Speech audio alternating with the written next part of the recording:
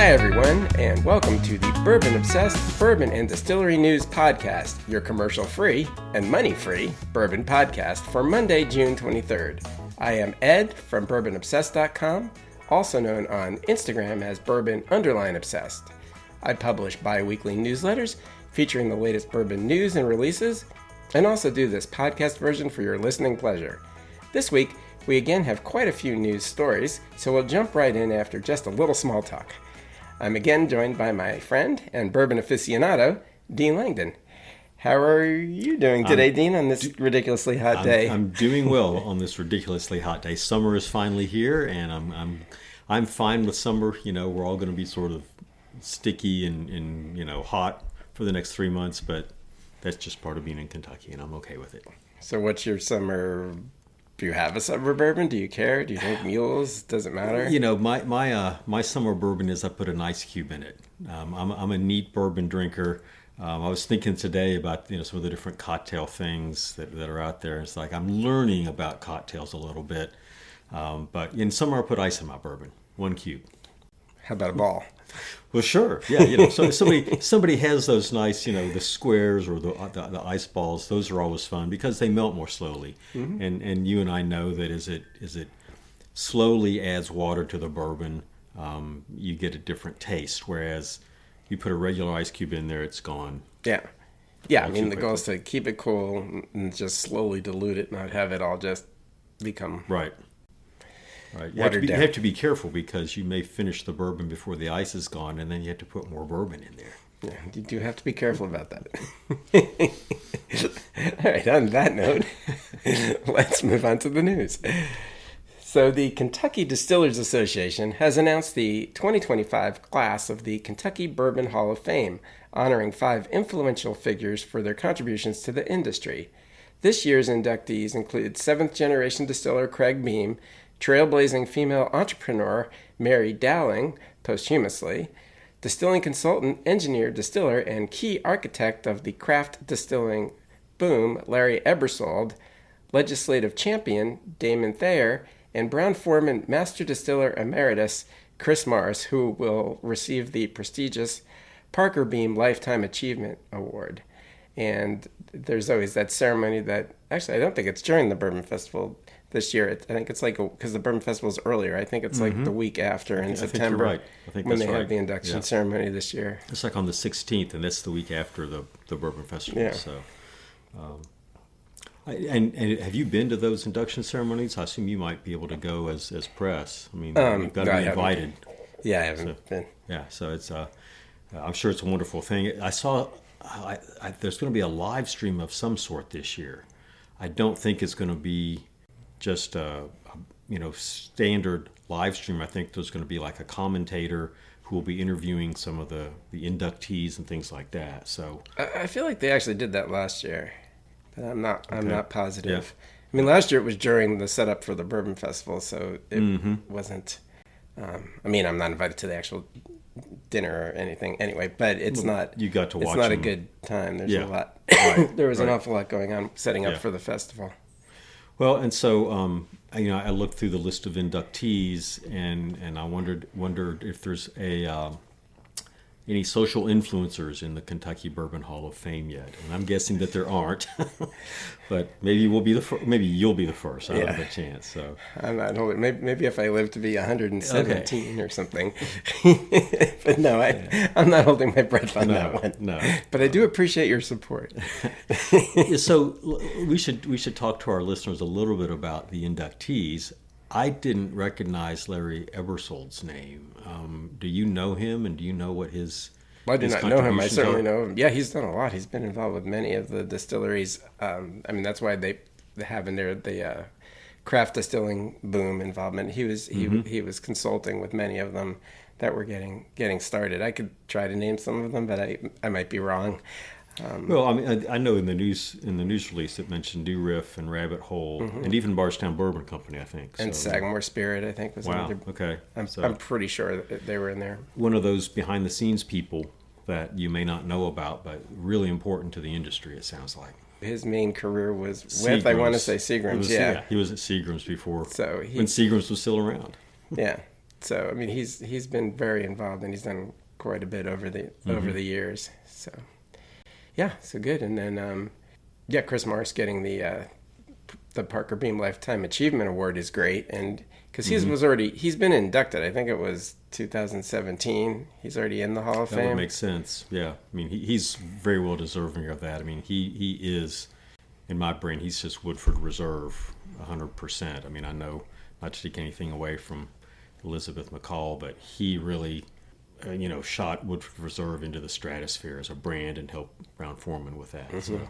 Well, and a whole bunch of other Brown-Forman stuff. Well, right. And he did the Masters Distillers projects and those kinds of things. So he did a lot of good stuff there, and he's still doing it. I mean, you and I saw him at a liquor store class about Woodford Reserve products just a few months ago. So he's out there still doing some level of ambassadorship. Mm-hmm. Well, King Kentucky's his thing too. So okay. I mean, he does more than just Woodford. He does a lot. I mean, his title was Brown-Forman Master Distiller. So okay. I don't know the extent of his involvement in Jack Daniel's, but I mean, he's involved in a lot of the Forester products. The Brown-Forman in general. So he's Folks, done an awful lot. I come on here to learn stuff because Ed is just an encyclopedia, and I love it. Y'all should be benefiting from this. So. Except I'm losing my voice, so you're going to be doing all the talking. All right, moving on to our next story. We're staying with Brown-Forman, actually. So Old Forester Distilling has introduced its new Old Forester cocktail cherries, premium Amarena-style cherries steeped in a bourbon-infused syrup. Joining the brand's cocktail provisions line, these cherries aim to elevate home mixology with a burst of sweetness and classic bourbon character. Priced at $19.99, they are now available at select retailers, the Old Forester Distillery, and online via Bourbon Barrel Foods. And I really only put this in because I received a couple of mailings about it, and there was a press release. And then it made me go down the rabbit hole of trying to figure out what Amarena-style cherries are and how they differ from Maraschino and Luxardo, and there's now a nice article on bourbonobsessed.com that people can read about that, because and I recommend that far too much time. I recommend that reading about cherries. Although I do see that you had your cousin ChatGPT help you with that. So, I did, but that's good. I mean, that's what that stuff is great for, is to help with that. And I had no idea. I did not know about Amarena cherries before. So I didn't either. Thank you for going on the deep dive for us. We're not going to share the secrets, folks. You're going to have to go read the article. No, but now I want to try the cherries. Yeah, right. I want somebody to... I'm not going to buy a jar because it would take me 2 years to go through them, because you don't use those with a neat bourbon. But I'm going to go to someplace... you said you wanted to learn about cocktails. I want to learn about cocktails at somebody else's expense.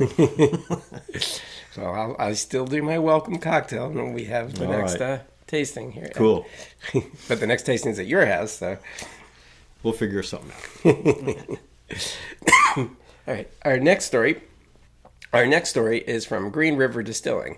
The 10th oldest licensed distillery in Kentucky and part of Lofted Spirits, which we've talked about before, which includes Bardstown Bourbon Company now, has officially opened a new 4,400 square foot tasting room at 714 West Main Street on Louisville's iconic Whiskey Row. The new space brings Green River's Whiskey Without Regrets to downtown Louisville and offers walk-in tastings, custom flights, retail bottle sales, and a fill your spirits experience where guests can fill a ceramic jug, which is really cool, by the way, from the barrel. With its thoughtful design, welcoming atmosphere, and fun interactive elements, the new tasting room is absolutely worth a visit. And I've had the opportunity to go there for the media night, and so I can definitely say it's very cool. It looked really cool. I saw and it's definitely worth the visit. Yeah, and it's I love Whiskey Row up there. I mean, there's so many neat places you can stop in and sample something, buy a bottle if that's what you want to do. And so I'm good to see, it's good that Green River has a presence there now. I think that's pretty important to help grow the brand. Louisville seems to be the starting point for a lot of Bourbon Trail work, enjoyment, and so let's start in Louisville and spend a day, going to Bardstown Bourbon and Green River, and there's so many others there on Whiskey Row. So, well, there are, and I mean, I get a little concerned that Louisville is going to be the start, middle, and finishing point, and people aren't going to. actually go out to the distilleries that aren't in that area, since everybody's opening their tasting rooms. Yeah. Yeah. That's an interesting thought. I mean, because makes it all too easy, right? It's a couple blocks. Yeah. And if you want to spread out, you can go to Shelbyville and Bullitt or Jephthah Creed, right, and do something like that for a bigger tour. But I don't know. We'll see. That's it's not the same from my perspective to actually go through the distillery. I mean, right? It's interesting they're putting like, is it Green River that had like a 40-gallon still? I think they've got a still there. They're doing some very minor distillation. I could be mixing them up with somebody else. Other people do those small stills. I mean, we know Evan Williams does some distillation. Yeah, that's an actual pot still. Yeah, they do. Yeah. And that they actually sell the product of. Right. So it looked really cool. I mean, it looks like they've got a little hidden lounge and a place where you can fill your own bottle there. So that's always fun. Well, it's an interesting layout because I guess they had the front space that they leased, and then it's sort of like an office type building with a big lobby area that's in between, and then way at the far end of it was this other room that also came along apparently with the main area. So they were like, what should we do with this? So they turned it into the speakeasy. Neat. Which is and it's very cool. Yeah. And then the fill your own bottle thing, those ceramic jugs are actually really nice as well. Yeah, they look really cool on the media, and it seems like a fair price. It was like what, $80 to I mean, Green River in general is always very fairly priced. Yeah.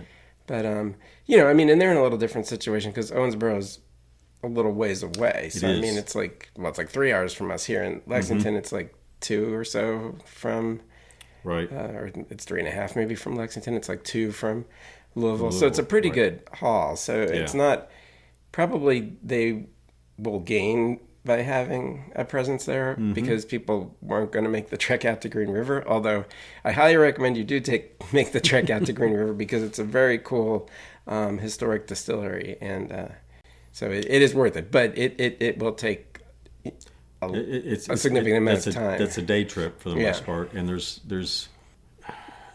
there are others in Western Kentucky, but I don't know that they're really close to Green River, right? I'm not sure there's 2 you could do in a day. Yeah, you'd be making a fairly large loop. Yeah. It's not like they're right next door to each other. Right. Well, so good for them. Yeah. So, and we've got another story about we do. One of their products. It's right in front of our listeners and viewers. Yes. So we're really talking about the event for this rather than the bourbon itself, but I think we actually did talk about it a couple weeks ago. It was on the New Releases podcast.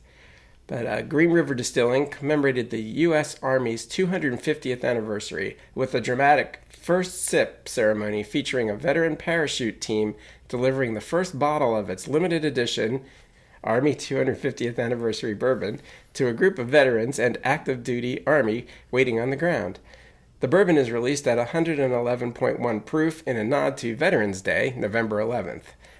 This whiskey is a salute to 250 years of courage, commitment, and sacrifice, said Colonel retired Mark Irwin, CEO of Green River's parent company, Lofted Spirits. As both a veteran and a leader in American whiskey, it's an honor to raise a glass to the U.S. Army and the millions who have served to defend the freedom we cherish. So we've talked about the bourbon before, so we will taste it now. It's got a nice color. It's a slightly different mash bill than Green River's normal bourbon. This is a 75 corn, 15 rye, 10 malted barley mix, and it's also a higher proof. This is 111.1. which is a shout out to Veterans Day, which is November 11th. So right. So somebody's in the marketing department thinking this stuff up, which is good. Well, definitely that part. I wonder what exactly the story is behind the mash bill. Yeah.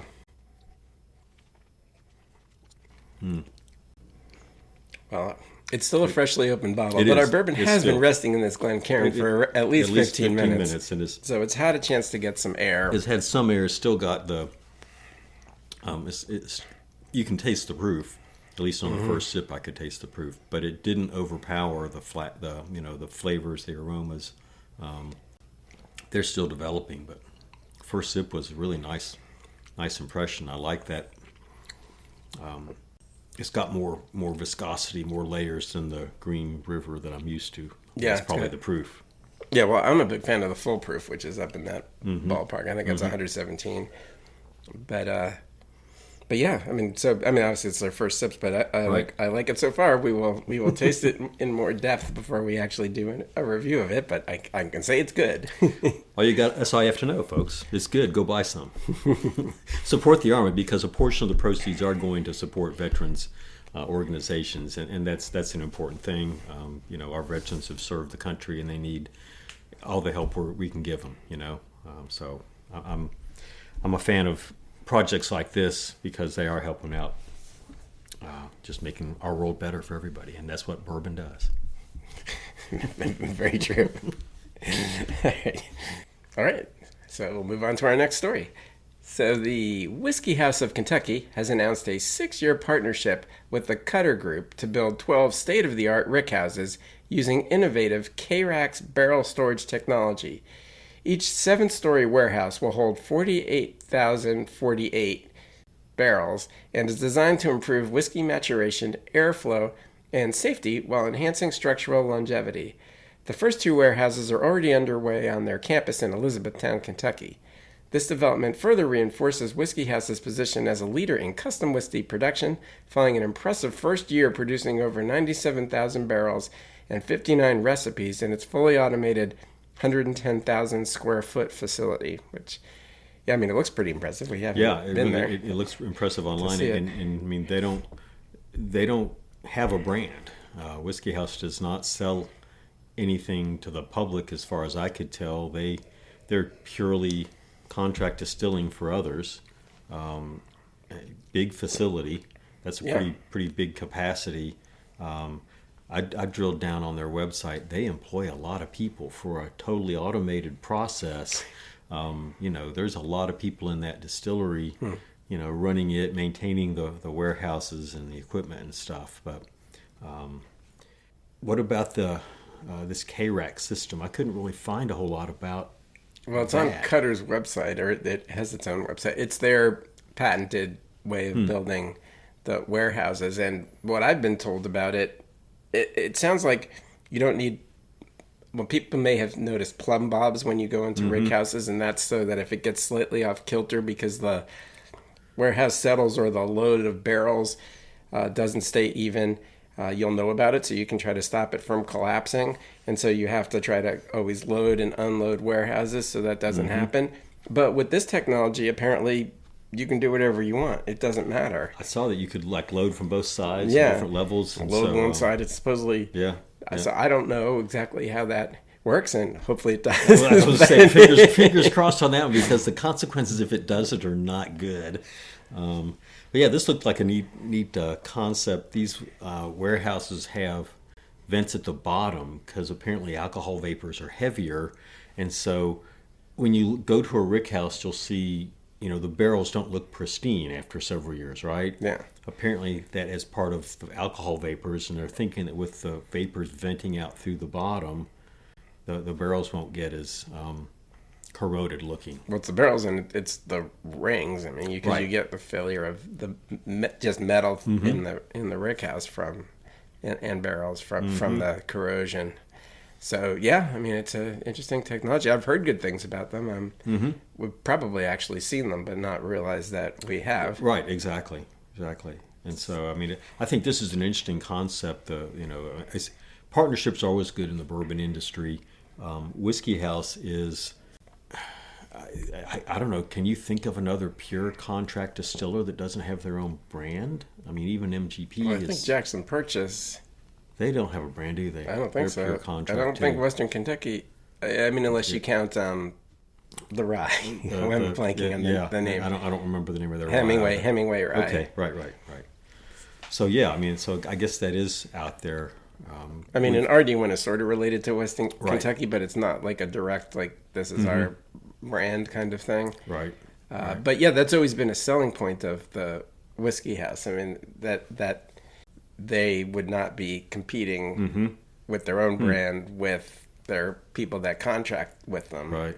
Now, that indirectly implies that other people do, and you would assume that they don't, that they treat their But you know, nonetheless, if there is no other brand in question, then no one can ever question anything about how it's being handled. You know, we've talked in the past about just the bourbon market in general, so it'll be interesting to see how pure contract distillers fare for the next, say, 5 years, because if consumption is down, you know, and you're not making your own brand, you're just doing it for other people. I just, you know, it's going to be interesting. It could be skinny times for a little bit before they come out the other side, I think. Yeah, I mean, I don't know the status of how many clients they have.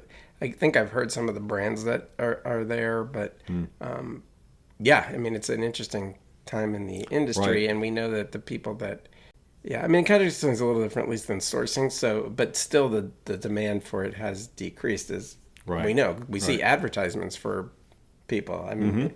My Instagram feed had Kentucky Artisan ad, bring your brand to us. So Wow. You wouldn't have seen that stuff a couple of years ago. Well, and I get emails from a company called Hogshead, which is a barrel broker, a bourbon barrel broker. And we've talked about them. Yeah, I mean, you can get some pretty good deals if you're in the market to buy, you know, barrels right now. Yeah, some in your trunk. That sports car only fits one at a time, but it's rear-wheel drive, folks, so it helps me keep stable, you know, in the wintertime. And you never know. You just never know.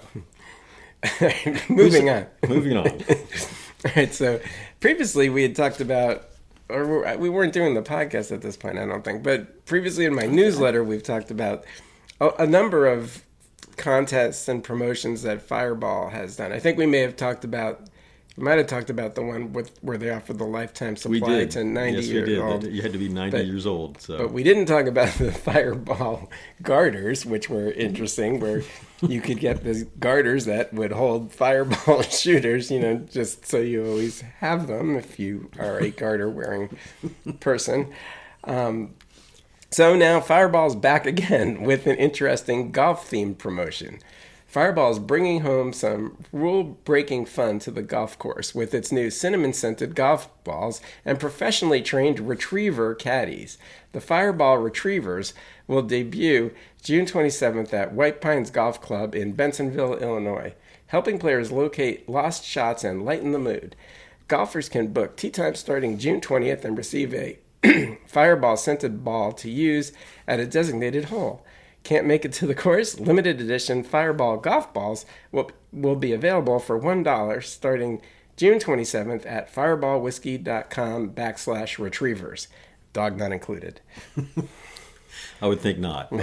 So, I mean, this could be a second career for your dog, Nick. Yeah. You know, so, except it would, considering I don't actually play golf, it would... Well, nor do I. But it's a nice kitschy marketing ploy, you know, and it goes perfectly with Fireball, in my humble opinion. Well, they just keep coming up with these things. Yeah, I mean, it certainly gets attention. We're giving it attention, and it's not like we're going to talk about Fireball otherwise. I'm afraid we have no use for Fireball golf balls, but you know, if you do, you should go. You know, but I oddly want one, and then I want to train Nick how to retrieve it. Yeah, that'd be fun. Yeah. I'll see. I'll remember that. I'll see if I can find some for you. I don't know if he's a big fan of cinnamon, but I guess we'll find out. Yeah. So this golf course is actually out. It's almost adjacent to O'Hare Airport, so it's outside of Chicago. And when I say outside, we know O'Hare is way outside, but it's not too far from that. So if you're in the Chicago area and you got a hankering for Fireball, go out there, play around, have some Fireball. You know, when you lose your ball, I think part of the ad concept was, like, if you're losing the ball, you can have a Fireball shot while the dog is finding it for you. I wouldn't be surprised if these retrievers have Fireball shooters in there. Well, they have garters around their neck. Yeah, well, they could have garters. But they have garters around the neck for the Fireball or shots. the more traditional barrel, like a St. Bernard. There you go. But either way. All right. So maybe we'll take up golf and see what it's all about. I'll watch you. Okay. It will not be very exciting. Our next story is Maker's Mark is celebrating summer with the debut of new Dale Chihuly art exhibition and a reimagined dining experience at its Star Hill Farm home place in Loretto, Kentucky. The Chihuly X Maker's Mark exhibit opens July 19th and runs through December 7, featuring 9 dramatic installations across the distillery grounds, including both new and permanent works. Also launching is an expanded culinary and cocktail program at the renovated Star Hill Provisions restaurant, spotlighting seasonal ingredients and sustainability. Anyone who has been to Maker's has seen their beautiful ceiling of Chihuly glass. I know we've seen that. Yes. So this exhibit Several should times. definitely be worth a visit. Also, I'm happy to see Star Hill Provisions open again because it was closed it's been basically closed on and off for the last decade. I remember it was that little house on the entrance road that you no longer use as an entrance road. Yeah. And since it's been in its current location, I'm pretty sure it's closed at least 3 times due to floods. I know it's been. I don't think I've ever eaten there because it's been closed when I was there. So it's good. I ate at the reopened one of it like 2 weeks ago or whenever. Yeah, it was very good, actually. Maker's is appealing to our olfactory and taste senses. It's appealing to our visual senses with Chihuly. I love how they're sort of hitting all the bases. I'm a big Chihuly fan. I love his work. Have you been to his main thing in Seattle? I have been to his main thing in Seattle, which is just amazing. It was amazing. Yeah, just an amazing garden of glass, if you will. And I mean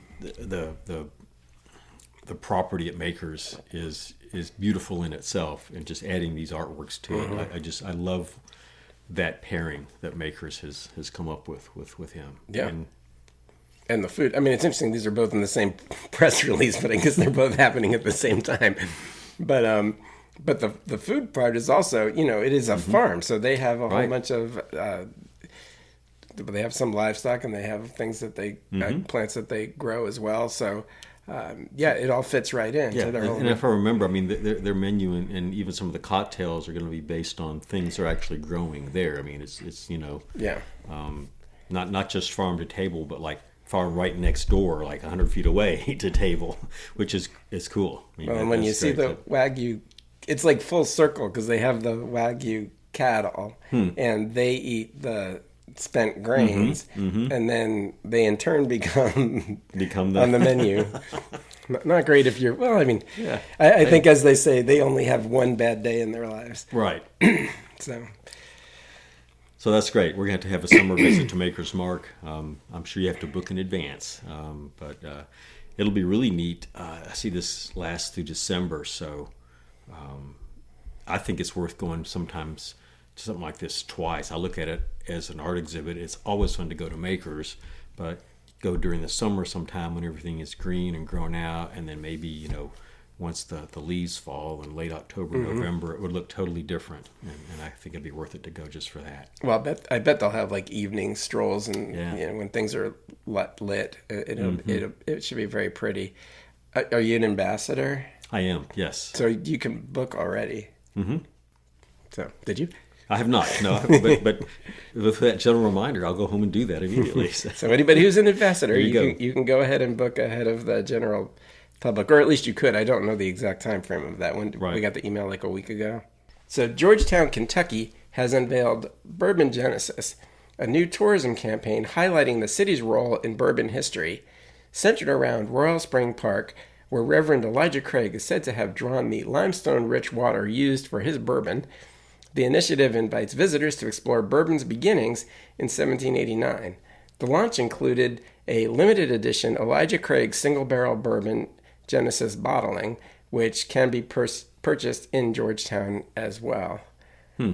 So I didn't. You dug down deeper than I did. I didn't see the bottle on the Bourbon Genesis website. That took you to Georgetown's website. They had a video about the Bourbon Genesis, but didn't they have a video of the barrel pick on there?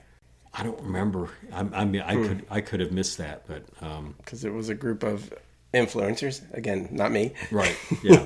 I mean, that may have been part of the video, but it's a marketing campaign. I mean, Elijah Craig Barrel Proof is good bourbon. I don't know the history. I mean, there is a distillery, an old distillery, on the outskirts of Georgetown. No, that's a different city in Scotland. Well, I mean, it's the whole father of bourbon thing that Heaven Hill yeah promotes. But I mean, I think it's interesting because I don't know what Georgetown's feeling about that has been up to now, but apparently now they've decided to dive right in. I mean, obviously it's controversial how bourbon started, and we won't go into the various theories on that. Yeah, but they're picking up the torch on one of them, and totally picking it up. So it'll be interesting to see what they do with it, because I mean, it's one thing for Heaven Hill to promote that story, and then it's another thing for Georgetown to just go all in. Right. Now expanding on it. Yeah, I mean, I've been to that Royal Spring Park just a little bit, and I mean, it's a nice little city park on the edge of town. So it'll be interesting to see if they do. I didn't get a sense that they were going to have any sort of event there, or I don't know. They don't talk about anything really on the website other than it's just a way to get people to go to Georgetown. Right. That's what it sounds like. Yeah. So, I mean, you'd assume if people go there expecting to learn the history of bourbon, that someone will be there to teach them. But yes.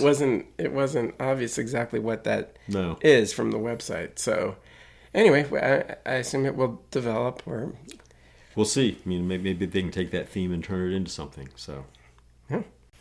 All right, and then our final story is about Bluegrass Distillers. They've officially opened their new $8 million Elkwood Farm distillery in Midway, Kentucky. The ribbon-cutting event marked a major milestone for the brand, which has expanded its production capacity by over 1,000%. The new facility includes a 36-inch by 45-foot column still manufactured by Specific Mechanical, 6 18,000-gallon fermentation tanks, a barrel warehouse, automated bottling line, and an on-site well supplying limestone-rich spring water. The site also features heirloom blue corn grown on the property, aligning with Bluegrass's ground-to-glass philosophy. And that's from their press release. Now, an official stop on the Kentucky Bourbon Trail, the distillery expects over 40,000 annual visitors. Plans for expanded food experiences are underway to further enhance the visitor experience. Have you been to this? We had some friends that went to the ribbon cutting. I have not been to this. I've watched it develop. I lived in Midway for 15 plus years, and there's an industrial park across the interstate, which is where this distillery is. The distillery is not in the industrial park; it's an old farm that they've taken over, and they renovated the mansion, which looks beautiful. It's a historic building, and then built a distillery. I always wondered why there wasn't a distillery in Midway, because location-wise, it's just ideal. It's right there. Do we know there wasn't? I feel like there was a distillery in Midway. There may have been, but it was a long, historically there may have been one. Yeah. But an operating distillery. And so, it's easy for folks to get to. Well, it's sort of midway between Lexington and Frankfurt. It's actually midway between Versailles and Georgetown, too. People may not realize that. Wow. But, on the railroads. What a convenient place. Yeah. So,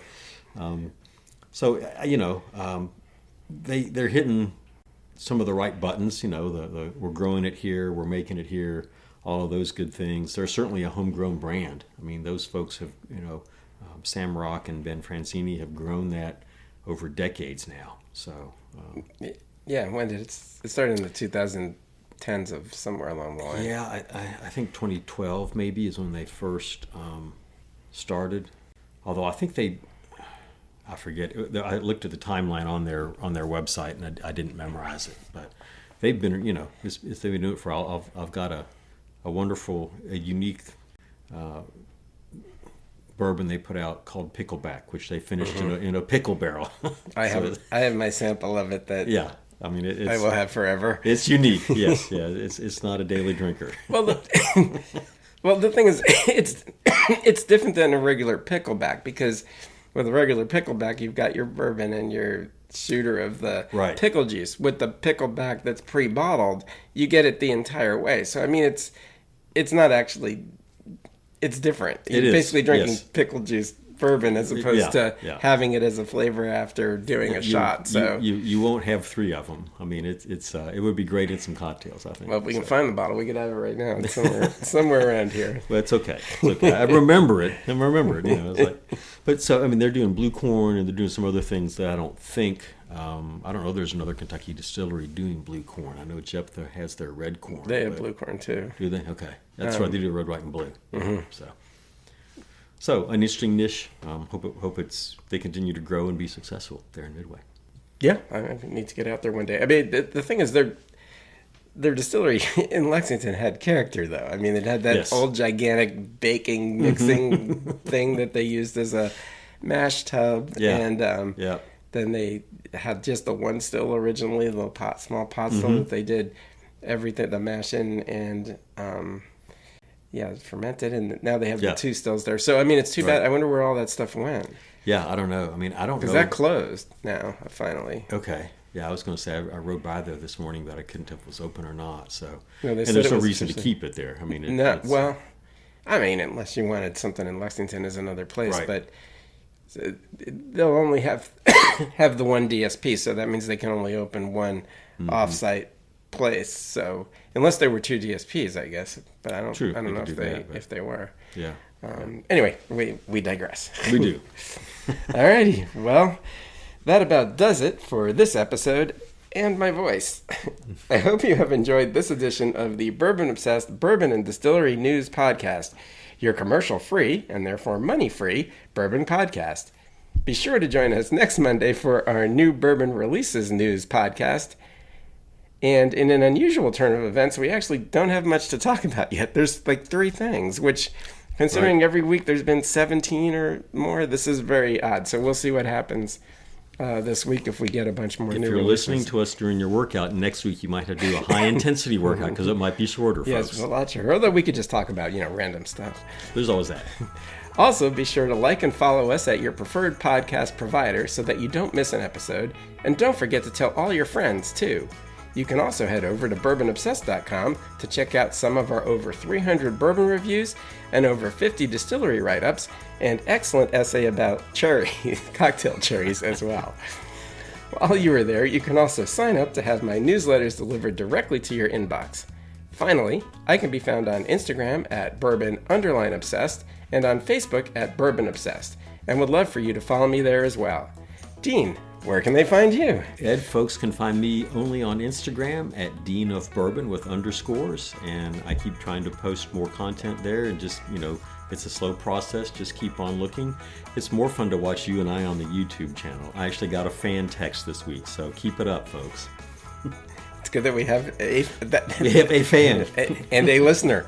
That's right. Or a viewer. A viewer. Yes. All right. One of these days. All right, Dean. Okay. Bye, everybody. Take care. Cheers.